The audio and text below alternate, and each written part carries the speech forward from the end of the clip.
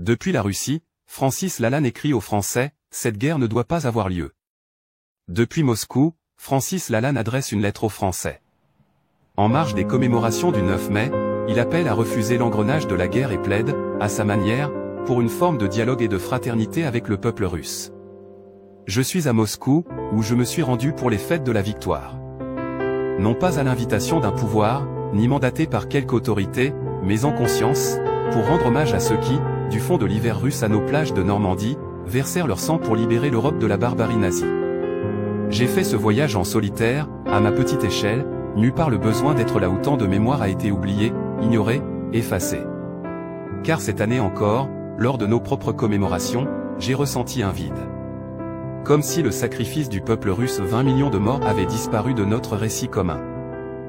Je suis venu pour regarder les gens d'ici dans les yeux. Je ne suis pas venu en messager d'un camp, encore moins en justicier. Je suis venu en témoin. Pour voir, entendre, comprendre. Pour ressentir, sur place, ce que nos discours officiels ne disent plus. Et je suis venu aussi, je l'avoue, pour regarder les gens d'ici dans les yeux. Pour affronter ce regard que, de l'autre côté du continent, on suppose désormais hostile à la France. Je voulais le mesurer moi-même. Mais je n'ai pas trouvé de haine. Ni d'accusation. Ce que j'ai vu, c'est autre chose. C'est un chagrin retenu. Une immense perplexité. Une incompréhension douloureuse. Une femme, la cinquantaine élégante, s'approche de moi. Elle a étudié à Bordeaux. En français impeccable, elle me dit, « Comment avez-vous pu croire ça? Que les Russes voulaient la guerre? Que nous étions vos ennemis? Nous avons la même culture, la même mémoire, la même douleur. » Un homme, barbu et affable, m'interpelle à son tour. Il passe ses étés dans le Périgord, où il loue une maison depuis 10 ans. Il me dit, « Pourquoi voudrions-nous attaquer la France? Pourquoi devrions-nous devenir vos adversaires, alors que rien, jusqu'ici, ne nous séparait ?» Une douleur sans haine. Je l'écoute, sidéré. La conversation s'élargit. Un petit attroupement se forme. D'autres se joignent à nous, parlent en russe, puis demandent qu'on me traduise.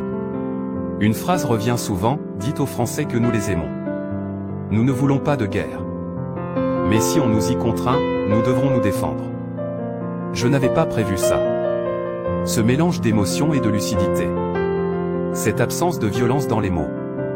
Un homme plus âgé, les yeux brillants, me dit avec un accent à couper au couteau, « Nous avons toujours été amis. Pourquoi faudrait-il que cela change ?» Et puis, il y a eu cette jeune femme. Elle s'approche du groupe, silencieuse. Puis me fixe droit dans les yeux. Des larmes au bord des paupières. Elle dit quelques mots en russe. On me traduit. Mon frère est mort. Sur le front. Tué par un obus. Peut-être un obus français. Pourquoi? Qu'est-ce que nous avons fait, nous les Russes, pour que vous nous en vouliez? Je suis resté figé. Que répondre à cela? Que dire à cette douleur nue, sans intermédiaire? J'ai baissé les yeux. Puis je les ai relevés. Et j'ai parlé doucement, avec mes mots, au rythme où l'ami traduisait.